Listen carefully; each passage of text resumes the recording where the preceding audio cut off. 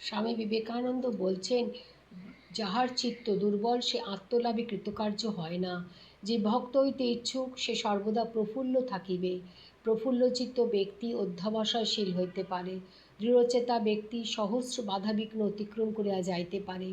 মায়াজাল ছিন্ন করিয়া বাইরে যাওয়া, যোগ সাধন করা অতি কঠিন কার্য। দৃঢ় ইচ্ছাশক্তি সম্পন্ন বীরগণের দ্বারাই ইহা সম্ভব। প্রফুল্লতা প্রয়োজন, তাই বলে অতিরিক্ত আমোদে মাতিলে চলিবে না।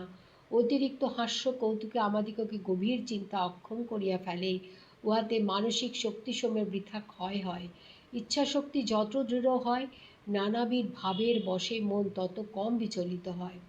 বিষাদপূর্ণ গম্ভীর ভাব যেমন সাধনার প্রতিকূল, অতিরিক্ত আমোদও সেইরূপ।